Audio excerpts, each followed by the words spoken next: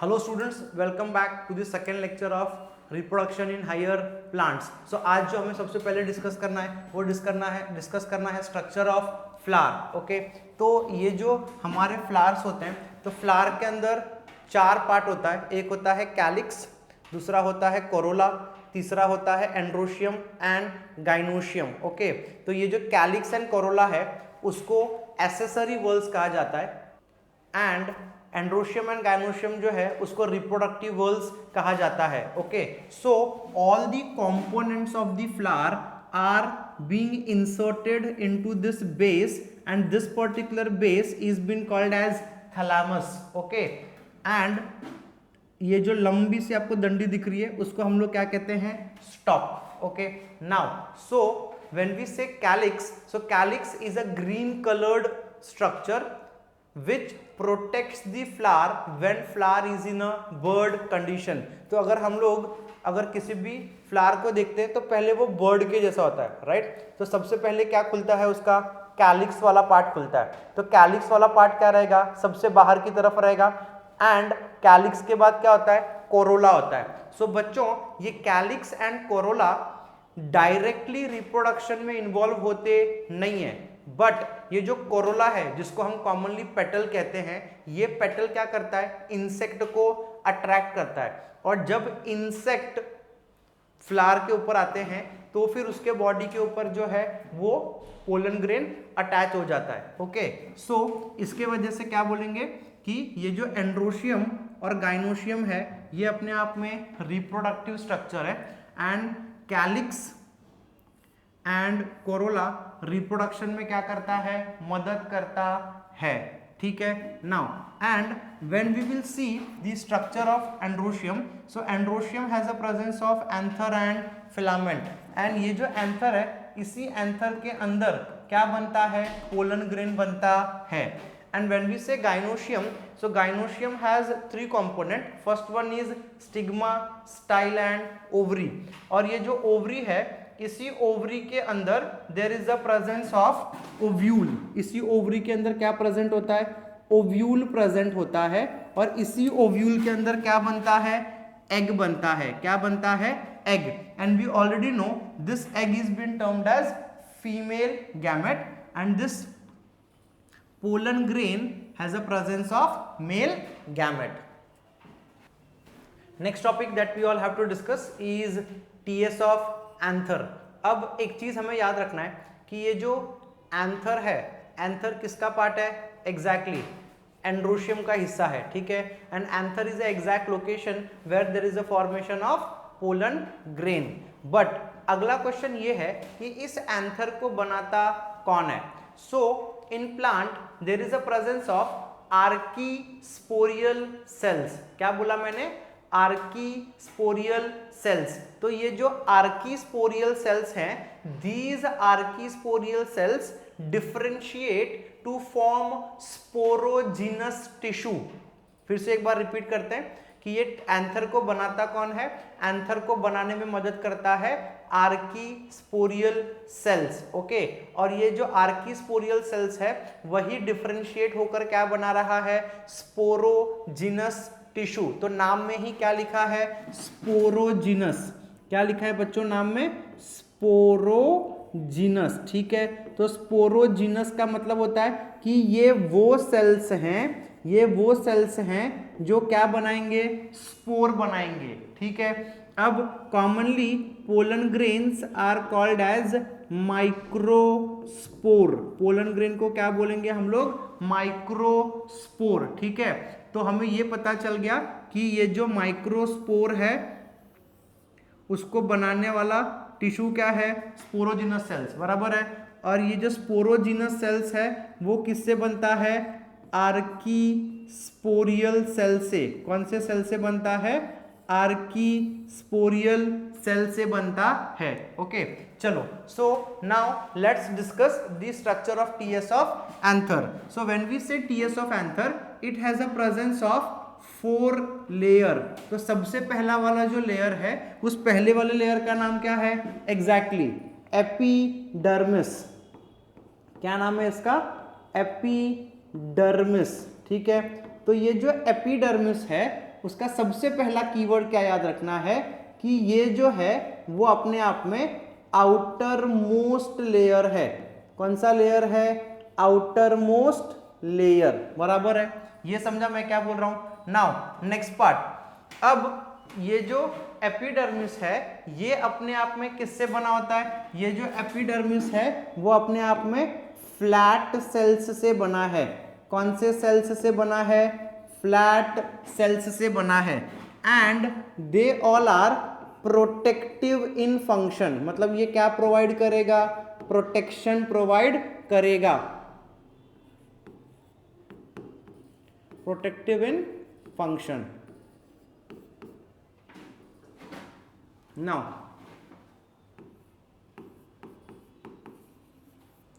क्या प्रोवाइड करेगा? Protection provide करेगा, ठीक है। नाउ उसके बाद ये जो दूसरा लेयर है, इस दूसरे लेयर का नाम क्या है? एंडोथीशियम। क्या नाम है दूसरे लेयर का? एंडोथीशियम, ठीक है। तो ये जो एंडोथीशियम है, ये एंडोथीशियम किसके नीचे प्रेजेंट होता है? ये जो एंडोथीशियम है it is present below epidermis, it is present below epidermis, okay. सो इसके लिए इसको हम लोग क्या बोलते हैं? सब एपिडर्मल लेयर। कौन सा layer? Sub epidermal layer, okay. Now next part, they has a presence of fibrous thickening.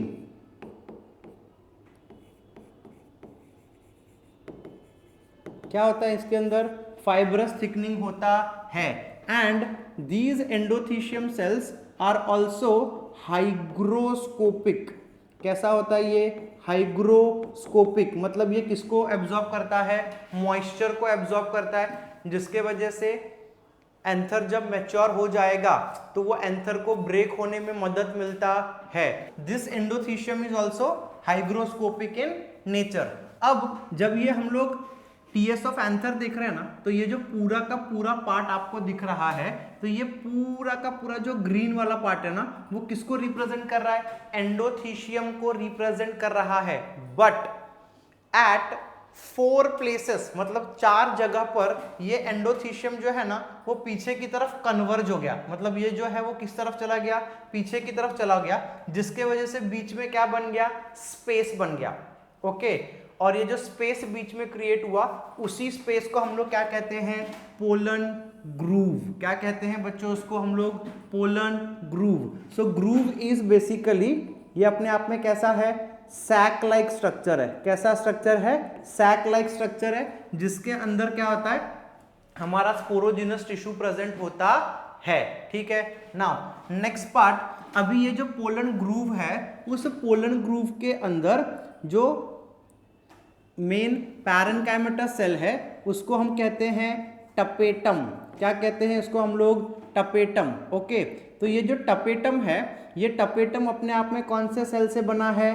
Parenchymatous cell से बना है। कौन से सेल से बना है? एग्जैक्टली पैरेन्काइमेटस सेल से बना हुआ है।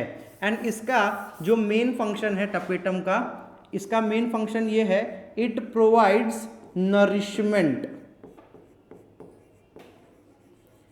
क्या प्रोवाइड कर रहा है? नरिशमेंट प्रोवाइड कर रहा है। किसको ये नरिशमेंट प्रोवाइड कर रहा है? It is providing nourishment to microspore mother cell. किसको प्रोवाइड कर रहा है बच्चों नरिशमेंट? माइक्रोस्पोर मदर सेल को, ठीक है। एंड ये माइक्रोस्पोर मदर सेल जो है, जिसको हम लोग कॉमनली क्या लिख लेंगे? MMC। क्या लिख लेंगे? MMC, okay. तो ये जो माइक्रोस्पोर मदर सेल है वो अपने आप में क्या है? डिप्लॉइड है। क्या है वो अपने आप में? एग्जैक्टली डिप्लॉइड है। तो ये जो माइक्रोस्पोर मदर सेल है जो डिप्लॉइड है, वो क्या करेगी? मियोसिस करेगी। क्या करेगी? Meiosis. So it will undergo a process of meiosis और हम सबको ये पहले से पता है कि meiosis is basically a type of a reductional division, जिसके अंदर ये जो डिप्लॉयड माइक्रोस्पोर मदर सेल है वो अगर मियोसिस कर रही है तो ये डिप्लॉयड माइक्रोस्पोर मदर सेल क्या कर रही है, मियोसिस, ठीक है। तो जिसके वजह से there will be a formation of haploid microspore. क्या बनेगा बच्चों, हैप्लॉइड माइक्रोस्पोर, ठीक है। और ये जो हैप्लॉइड माइक्रोस्पोर है वही हमारा कौन है, वही है हमारा पोलन ग्रेन। क्या है हमारा, पोलन ग्रेन, ओके। अब क्या होता है कि ये जो माइक्रोस्पोर मदर सेल है it is diploid, so when this microspore mother cell will undergo a process of meiosis, तो हमने पहले ही पढ़ रखा है कि मियोसिस में एक सेल डिवाइड होकर 4 सेल बनाता है। एक सेल डिवाइड होकर कितना सेल बनाता है, 4 सेल बनाता है। और क्रोमोसोम का जो नंबर है वो क्रोमोसोम का नंबर क्या हो जाएगा, हाफ हो जाएगा। तो इससे हमें ये पता चलता है कि ये जो एक माइक्रोस्पोर मदर सेल है और वो अपने आप में क्या है, डिप्लॉयड है। क्या है वो अपने आप में बच्चों, डिप्लॉयड है। तो ये माइक्रोस्पोर मदर सेल जो डिप्लॉयड है वो डिवाइड होकर कितना सेल्स बनाएंगे, 4 सेल्स बनाएंगे। कितने सेल्स बनाएंगे, 4 सेल्स। और ये जो चारों सेल्स हैं मतलब each cells will be haploid, each cells will be haploid, okay. So therefore we say that this microspore mother cell undergoes a process of meiosis to form haploid microspores, और ये जो haploid microspores है वही हमारा क्या है, pollen grain है। क्या है हमारा, पोलन ग्रेन है। एक और चीज हमको यहाँ पे समझना बहुत ज्यादा जरूरी है कि ये जो टपेटम है ना, टपेटम, ओके, टपेटम जो है वो एक और केमिकल बनाता है जिसका नाम है स्पोरोपोलिनिन। क्या बनाता है बच्चों, sporopollenin, okay. And this sporopollenin forms the outer layer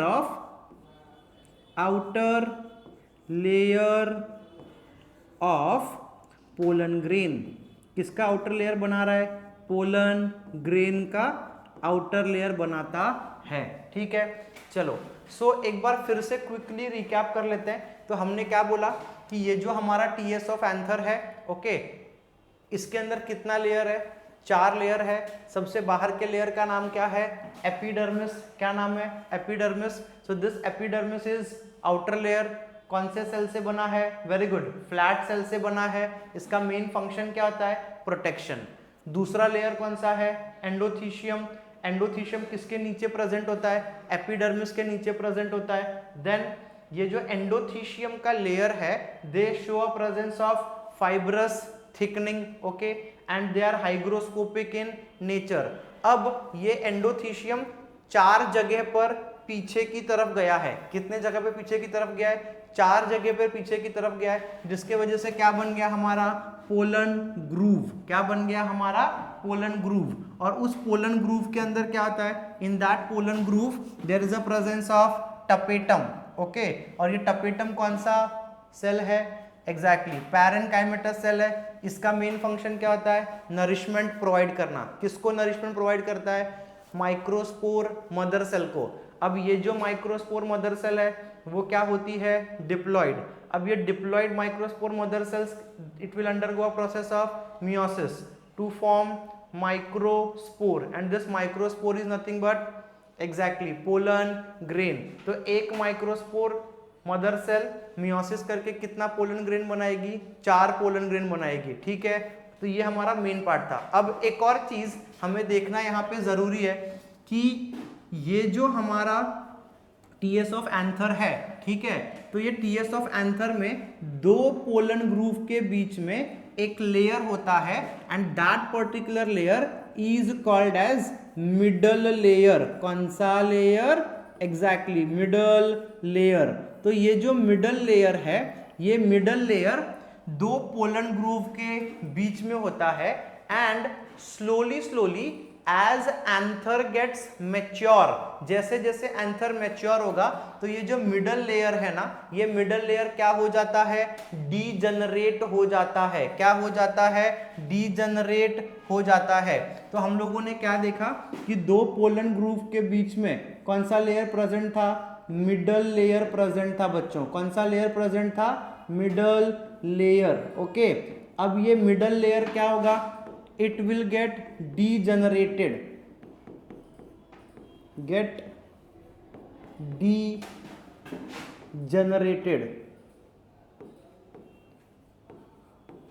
ठीक है।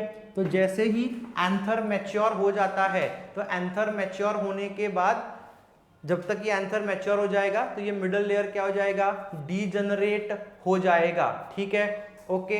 तो इसके वजह से, इससे हमें ये पता चलता है कि टीयर्स ऑफ एंथर में टोटल कितना लेयर है, 4 लेयर है। तो सबसे पहला वाला कौन सा था, एपिडर्मिस। दूसरा कौन सा था, एंडोथीशियम। तीसरा कौन सा था, एग्जैक्टली टपेटम। और चौथा कौन सा था, मिडल लेयर। ये समझा। And when the anther gets mature it gets ruptured। ठीक है, सो जब भी एंथर क्या हो जाएगा, हमारा एंथर मैच्योर हो जाएगा। एंथर क्या हो जाएगा, मैच्योर हो जाएगा। तो ये एंथर मैच्योर होने के बाद क्या हो जाता है, रप्चर हो जाता है। क्या हो जाता है, रप्चर हो जाता है। ओके, और ये जो एंथर जब रप्चर होगा, उसी प्रोसेस को हम लोग क्या कहते हैं, देहीसेंस। क्या कहते हैं बच्चों इसको हम लोग, देहीसेंस। एंड जब देहीसेंस होगा तो एंथर क्या हो गया, ब्रेक हो गया। एंथर क्या हो चुका है, ब्रेक हो चुका है। तो एंथर जब भी ब्रेक होगा तो एंथर ब्रेक होने के बाद ही क्या होगा, there will be a release of pollen grain. क्या बाहर निकलेगा, पोलन ग्रेन बाहर निकलेगा। Is that clear, okay. चलो now let's discuss the next part, that is structure of pollen grain. Now, so when we say a structure of pollen grain,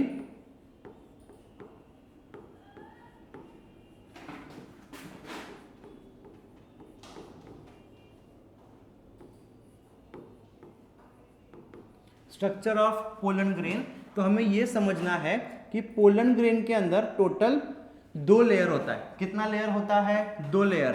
first one is been called as exine. क्या होता है, exine. And दूसरा layer जो होता है वो क्या होता है, एंटाइन। Okay, so this exine is outer layer. Exine कौन सा लेयर है, आउटर लेयर है। और एंटाइन जो है वो कौन सा लेयर है, इनर लेयर है। कौन सा लेयर है, इनर लेयर है। ठीक है, नाउ अगर हम लोग स्ट्रक्चर को ध्यान से देखेंगे तो हमें ये पता चलता है कि ये जो हमारा अंदर का लेयर है, सो दिस अंदर का layer, internal layer is been called as entine। okay, and this particular outer layer, so this outer layer is being called as exine। क्या बोलेंगे इसको हम लोग, exine बोलेंगे। ओके, तो ये जो exine है, this exine is discontinuous। ये देख रहे हो, ये जो exine का लेयर है, ये exine का लेयर अपने आप में क्या है, discontinuous है। ओके, तो ये जो गैप बनता है ना, ये गैप जहां पे ये एक्साइन का लेयर डिसकंटिन्यूअस है, इसको हम कहते हैं जर्म फोर। क्या कहते हैं बच्चों इसको हम लोग, जर्म फोर। और ये जर्म फोर से क्या होता है, मेनली ये जो जर्म फोर का एरिया है, वहां से पोलन ग्रेन क्या करता है, वाटर को एब्जॉर्ब करता है। क्या करता है, वाटर को एब्जॉर्ब करता है। ठीक है, तो मैंने क्या कहा कि पोलन ग्रेन में कितना लेयर है, 2 लेयर है। एक बाहर का लेयर है जिसका नाम है एक्साइन, एक अंदर का लेयर है जिसका नाम है एंटाइन। ओके, तो ये जो एक्साइन है, this exine is made up of, this exine is made up of sporopollenin. किससे बना है बच्चों, स्पोरोपोलिनिन। एग्जैक्टली सही पकड़ा आपने, ये वही स्पोरोपोलिनिन है जिसको किसने बनाया था, टपेटम ने बनाया था। किसने बनाया था, टपेटम ने बनाया था। ओके, और ये जो हमारा एंटाइन है, this एंटाइन is made up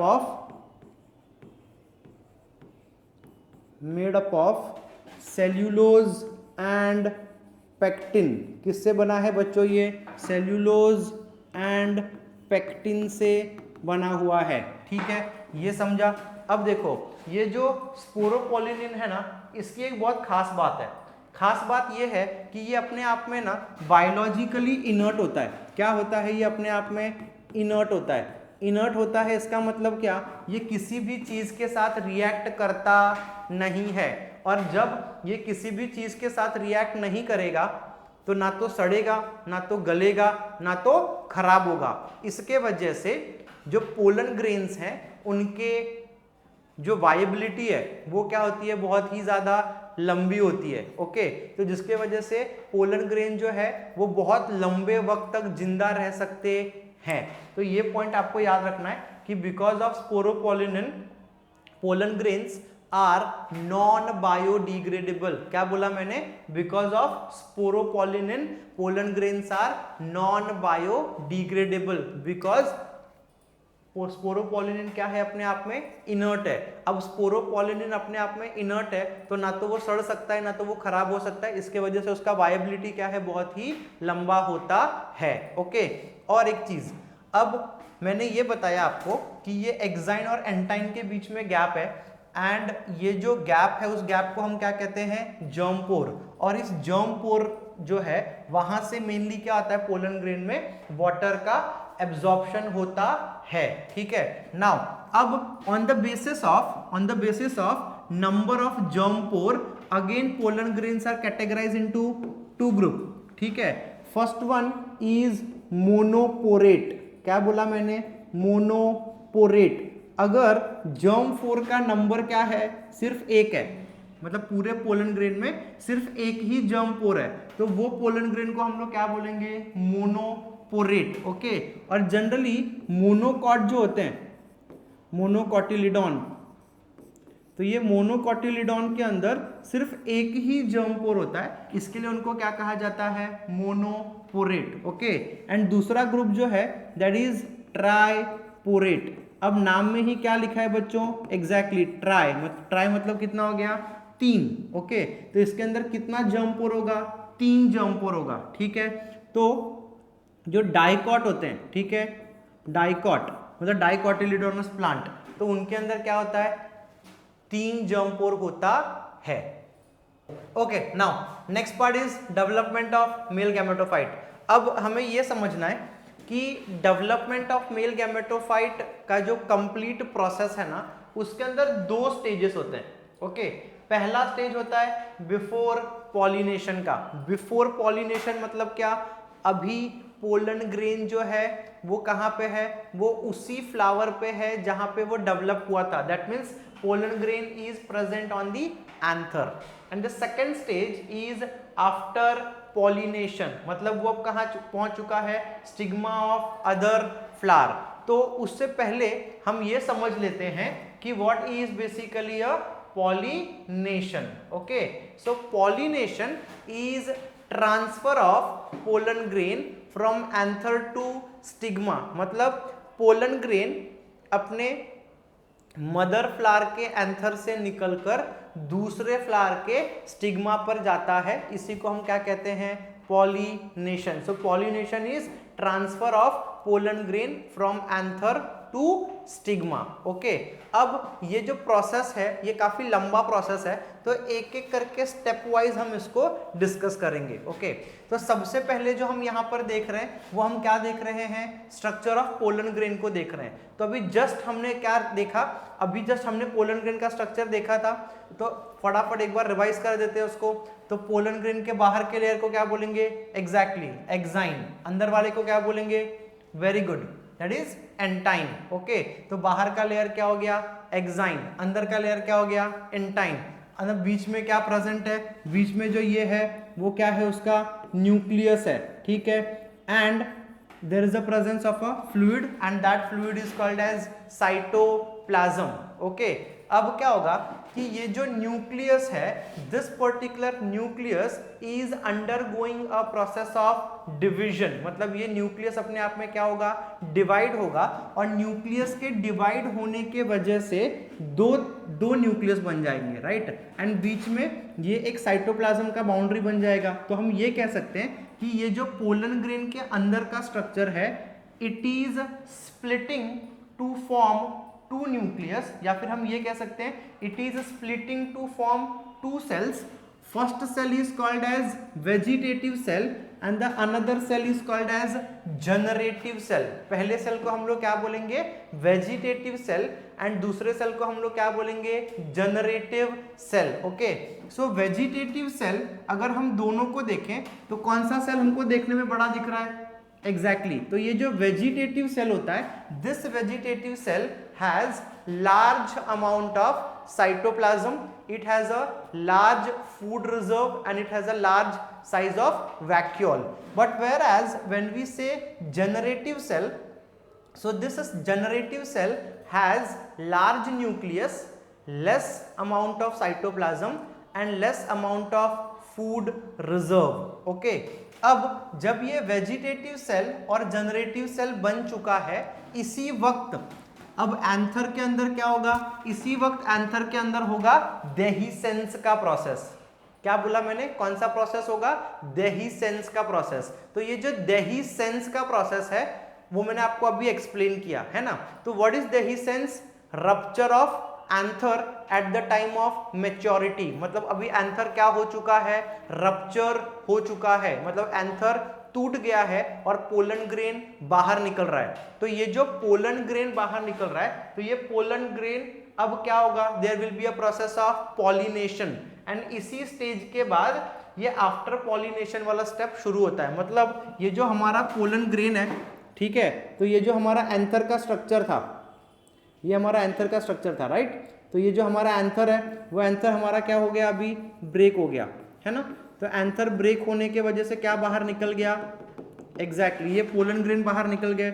now this particular pollen grain will land on the stigma, मतलब ये पोलन ग्रेन अभी क्या करेगा, यहां से उड़ते हुए किधर आ गया, स्टिग्मा के पास आ गया। किधर आ गया बच्चों, स्टिग्मा के पास, है ना। तो अभी ये स्टिग्मा के पास आने के बाद अभी ये जो स्टिग्मा है ना, this stigma will give sugary fluid. Stigma क्या देगा बच्चों, stigma will give sugary fluid, and this sugary fluid will be absorbed by the pollen grain, मतलब पोलन ग्रेन क्या कर रहा है, इस शुगरी फ्लूइड को एब्जॉर्ब कर रहा है, and as it is absorbing this sugary fluid, तो जिसके वजह से ये जो हमारा पोलन ग्रेन है ना, इस पोलन ग्रेन के अंदर there will be a development of pollen tube. क्या बन गया हमारा, पोलन ट्यूब बन गया।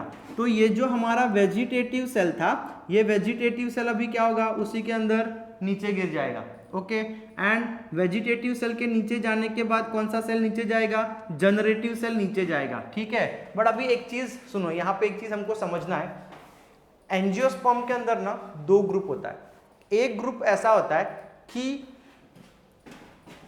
डेहिसेंस होने के पहले, क्या होने के पहले, डेहिसेंस होने के पहले ही ये जो जनरेटिव सेल है ना, कौन सा सेल है, जनरेटिव सेल है, वो जनरेटिव सेल खुद को क्या करता है ना, डिवाइड कर लेता है। क्या कर लेता है, डिवाइड कर लेता है। तो और डिवाइड करके कितने गैमेट बनाएगा, 2 मेल गैमेट बनाएगा। So there are 35% of angiosperm who forms 2 male gamete on anther itself. फिर से सुनो, 35% of the angiosperms forms male gamete on anther, मतलब जब वो एंथर पर है तो ही उसने क्या बना लिया, अपना मेल गैमेट बना लिया। बट 65% जो एंजियोस्पर्म है उनके केस में क्या होता है, ये जो मेल गैमेट बनने का जो प्रोसेस है, वो मेल गैमेट बनने का प्रोसेस कहां पर होता है, स्टिग्मा के ऊपर होता है, ठीक है। तो अब क्या होगा कि अगर हमें इस डायग्राम के हिसाब से आपको बताऊं तो ये 2 मेल गैमेट ऑलरेडी बन चुका है। अब ये जो पोलन ग्रेन है वो कहां पर आया है, स्टिग्मा के ऊपर आया है। तो स्टिग्मा उसको क्या दे रहा है, शुगरी फ्लूइड दे रहा है। तो स्टिग्मा जब शुगरी फ्लूइड देगा तो पोलन ग्रेन क्या कर रहा है, उस शुगरी फ्लूइड को एब्जॉर्ब कर रहा है, तो जिसके वजह से ये जो जर्म फोर का गैप था ना, ये जो जर्म फोर का गैप है, इस जर्म फोर के गैप से there is a formation of a tube and this particular tube is called as exactly pollen tube. क्या बोलेंगे इसको हम लोग, पोलन ट्यूब। ओके, अब ये पोलन ट्यूब जैसे नीचे की तरफ जाएगा तो सबसे पहले ये जो वेजिटेटिव सेल है, तो ये वेजिटेटिव सेल का वेट ज्यादा होता है, तो ये वेजिटेटिव सेल सबसे आगे की तरफ होता है। किस तरफ होता है, सबसे आगे की तरफ होता है। तो ये जो वेजिटेटिव सेल जब पोलन ट्यूब में आ गया तो इसका नाम क्या हो जाएगा, ट्यूब न्यूक्लियस। क्या नाम हो जाएगा बच्चों इसका, ट्यूब न्यूक्लियस। ओके, और ये जो जनरेटिव सेल है वो जब पोलन ट्यूब में आ जाएंगे तो उसका नाम क्या हो जाएगा, मेल गैमेट। क्या नाम हो जाएगा, male gamete. Okay, so what is a developed male gametophyte, developed male gametophyte has 2 male gamete along with tube nucleus. Okay, तो ये जो है वो हमारे मेल गैमेटोफाइट का स्ट्रक्चर है जो हमारे बोर्ड एग्जाम में जनरली 3 मार्क्स के लिए पूछा जाता है। Next topic that we all have to discuss is structure of anatropous ovule. Okay, अब देखो एंजियोस्पर्म में जो है वो ओव्यूल का स्ट्रक्चर बहुत ही अलग अलग तरह का होता है। तो यहाँ पे जो ये पहला वर्ड लिखा हुआ है वो पहला वर्ड क्या लिखा हुआ है बेटा, एनाट्रोपस। एनाट्रोपस का मतलब क्या होता है, ये जो ओव्यूल है ना वो इन्वर्टेड है। इन्वर्टेड है मतलब कैसा है, उल्टा है। कैसा है, उल्टा है। ओके, नाउ सो नॉर्मली कोई कोई ओव्यूल जो है वो ऐसा सीधा होता है जिसको हम कहते हैं ऊट्रोपस, और हम जो ये ओव्यूल पढ़ रहे हैं इजंट इट, इसके कंपेयर में ये वाला ओव्यूल का स्ट्रक्चर एग्जैक्टली ऑपोजिट है, therefore this is called as anatropous ovule. Okay, अब ये जो एनाट्रोपस ओव्यूल है ना तो ये सबसे नीचे की तरफ जो आपको देखने मिल रहा है, तो सबसे नीचे की तरफ कौन सा स्ट्रक्चर है, प्लासेंटा। कौन सा स्ट्रक्चर है, placenta. So placenta is attached to a tube called as funicle. Okay, this funicle can be also called as stalk. क्या कह सकते हैं इसको, स्टॉक। क्यों हम इसको स्टॉक कहते हैं, कह सकते हैं क्योंकि ये जो हमारा ओव्यूल का स्ट्रक्चर है, ये ओव्यूल का स्ट्रक्चर उल्टा है, मतलब ये क्या है, अपने आप में इन्वर्टेड है। तो इन्वर्टेड है इसका मतलब कोई ना कोई तो स्ट्रक्चर होना चाहिए ना जो इसको पकड़ के रख सके, इसको विथ होल्ड कर सके। तो ये फ्यूनिकल क्या होता है, funicle is attach to your ovule. Okay, and ये जो जंक्शन आपको देखने मिल रहा है, can you see this junction, yes, so this particular junction is been called as hilum. क्या बोलेंगे इस जंक्शन को, hilum. So hilum is a point of attachment between ovule and funicle. Okay, therefore we say that funicle is attached to sporogenous tissue. sporogenous tissue मतलब ovule at hilum. तो hilum क्या है, hilum जो है वो क्या है, point of attachment. क्या है बच्चों, point of attachment. किसके बीच में point of attachment है, this is a point of attachment between the funicle and ovule. Is that clear? And when you are seeing this funicle, just adjacent to funicle there is a presence of opening, and this particular opening is called as micropyle. What it is called as, micropyle. So the entry of pollen tube during the process of fertilization takes place at micropyle. Okay, now अब ये micropyle के exactly opposite direction में हम जाएंगे तो ये हमको एकदम ब्रॉडेस्ट पार्ट देखने मिलता है, and this broadest part is called as chalaza. तो माइक्रोपाइल का एग्जैक्टली ऑपोजिट स्ट्रक्चर क्या है, chalaza. Okay, so therefore we say that chalaza is a thickest part. कौन सा पार्ट है बच्चों, ये थिकेस्ट पार्ट है। ठीक है, डन, यहां तक क्लियर है। अगर ये वाला जो पोर्शन है वो चलाजा का पोर्शन है तो कैन आई से ये चलाजा के नीचे नीचे जो ऐसा ट्यूब गया हुआ है, so the position of this tube is lateral to chalaza. Exactly, तो ये जो चलाजा के साइड में हमको जो ये 2 लेयर देखने मिल रहे हैं, इन 2 लेयर का नाम है इंटेग्यूमेंट। क्या नाम है इनका, इंटेग्यूमेंट। ओके, और ये इंटेग्यूमेंट में कितना लेयर है बच्चों, एग्जैक्टली 2 लेयर है। कितना लेयर है, 2 लेयर है। Therefore this integument is called as bitegmic. क्या बोलेंगे बच्चों? बायटेगमिक। ओके, अब 2 लेयर है, इसके लिए क्या कहा जाता है?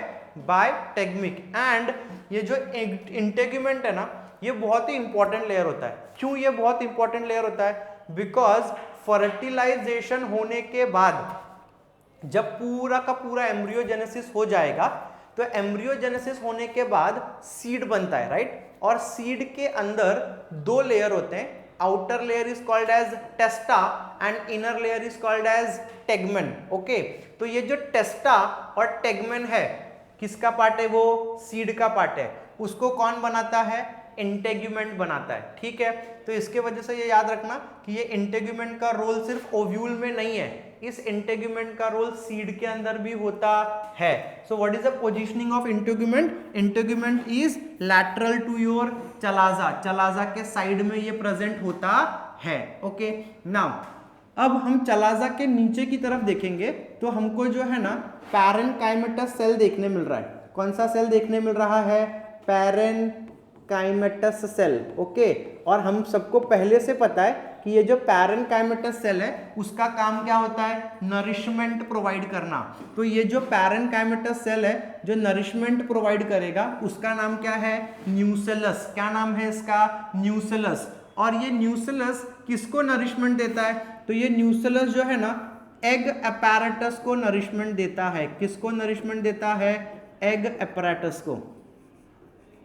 Is that clear? ओके, और ये जो एग अपैरेटस है, this egg apparatus consist of 7 cell. तो ये जो ऊपर के 3 सेल्स है ना, ये ऊपर के 3 सेल को हम कहते हैं एंटीपोडल सेल। क्या कहते हैं? Antipodal cell. और नीचे की तरफ ना आपको ये 3 सेल देखने मिल रहे हैं। तो ये जो साइड के जो 2 सेल हैं, कौन सा सेल? ये वाला सेल और ये वाला सेल। साइड का जो ये 2 सेल है उसको हम क्या कहते हैं? सिनर्जिड्स। क्या कहते हैं? सिनर्जिड्स। और ये जो सेंटर में सेल है उसको हम क्या कहते हैं? एग्स। क्या कहते हैं? एग्स। ओके, और ये जो बीचों बीच में there is a presence of diploid cells and these diploid cells are called as secondary nucleus. क्या कहते हैं इसको? Secondary nucleus. एग अपैरेटस को फिर से एक बार हम रिवाइज करते हैं बिकॉज ये बहुत इंपॉर्टेंट है। तो ये जो एग अपैरेटस है उसको नरिशमेंट कहां से मिलता है? न्यूसेलस से। ओके, अब ये एग अपैरेटस में टोटल कितना सेल है? 7 सेल है। कितना सेल है? 7 सेल। 3 सेल अपर साइड में, 3 सेल लोअर साइड में, और 1 सेल किधर है? मिडल में। 1 सेल किधर है बच्चों? मिडल में है। ठीक है, तो ऊपर के जो 3 सेल हैं उनका नाम क्या है? Antipodal cell. नीचे की तरफ जो 3 सेल हैं तो उसमें बीचों बीच वाले का नाम क्या है? एग। और साइड में जो 2 सेल हैं उनका नाम क्या है? सिनर्जिड्स। ठीक है, और ये जो मिडल में जो सेल है जो अपने आप में क्या है? डिप्लॉइड है, उसका नाम क्या है? Secondary nucleus. Okay, is that clear? तो वापस एक बार हम लोग रिवाइज कर लेते हैं ओव्यूल को। तो मैंने क्या बोला कि ये जो ओव्यूल है वो इन्वर्टेड है, इसलिए इसको हम लोग क्या बोलेंगे? एनाट्रोपस। सबसे के नीचे की तरफ क्या होता है? प्लासेंटा। प्लासेंटा को एक ट्यूब अटैच होता है जिसका नाम है funicle. Funicle is also called as stalk because ये क्या प्रोवाइड कर रहा है? ये सपोर्ट प्रोवाइड कर रहा है। ठीक है, अब फ्यूनिकल के एकदम बाजू में क्या होता है? ओपनिंग होता है जिसको हम क्या बोलेंगे? माइक्रोपाइलेंड। माइक्रोपाइलेंड के एग्जैक्टली ऑपोजिट में थिकेस्ट पार्ट होता है जिसको हम क्या कहते हैं? चलाजा। चलाजा के साइड में 2 लेयर है जिसका नाम क्या है? इंटेग्यूमेंट। चलाजा के नीचे न्यूसेलस होता है जो कौन से सेल से बना है? पैरेन्काइमेटस सेल से। और क्या प्रोवाइड करेगा? नरिशमेंट। अब ये न्यूसेलस किसको नरिशमेंट दे रहा है? तो ये न्यूसेलस जो है नरिशमेंट किसको दे रहा है? एग अपैरेटस को। एग अपैरेटस में टोटल कितना सेल होगा? 7 सेल होगा। ऊपर के 3 सेल को हम क्या बोलेंगे? एंटीपोडल। नीचे के जो 3 सेल है उसमें बीचों बीच वाले को हम कहते हैं एग। साइड के 2 सेल को हम कहते हैं सिनर्जिड्स। और ये जो बीच वाला डिप्लॉइड सेल है उसका नाम क्या है? Secondary nucleus. और ये भी एग्जाम में अगर डायग्राम ड्रॉ करने आएगा तो वो 2 मार्क का होगा, और अगर थ्योरी लिखने आएगी तो 3 मार्क की या फिर 4 मार्क की होगी। Now let's start next part, that is development of female gametophyte. Okay, तो ये जो फीमेल गैमेटोफाइट बनने का जो प्रोसेस है that starts from megaspore mother cell. कौन सा सेल? Megaspore mother cell. तो ये जो मेगास्पोर मदर सेल है, तो इमेजिन करो कि this is your megaspore mother cell. Okay, तो ये मेगास्पोर मदर सेल अपने आप में क्या होता है? डिप्लॉयड होता है। क्या होता है? डिप्लॉयड। ओके, तो डिप्लॉयड मतलब कितना सेट ऑफ क्रोमोसोम है? 2 सेट ऑफ क्रोमोसोम है। It is undergoing a process of meiosis. क्या होगा? There will be a process of meiosis. तो मियोसिस के वजह से कितने सेल बनेंगे टोटल? 1 2 3 और 4। ठीक है, ये समझा। And each of these cells are haploid, मतलब meiosis is a reductional division. तो क्रोमोसोम का नंबर क्या हो जाएगा? हाफ हो जाएगा। तो ये जो चारों सेल्स होंगे वो अपने आप में क्या हो जाएंगे? हैप्लॉइड हो जाएंगे। ठीक है, अब देखो इन चारों सेल्स में से जो 3 सेल्स होते हैं ना, 3 सेल्स, ओके, तो इमेजिन करो कि ये 3 सेल्स है। So these 3 cells will get degenerated. ये 3 सेल क्या हो जाएंगे? अपने आप में डीजनरेट हो जाएंगे, और सिर्फ एक सेल जो है, ये एक सेल क्या होगा? डेवलप होगा। तो क्या बोला मैंने? Only one cell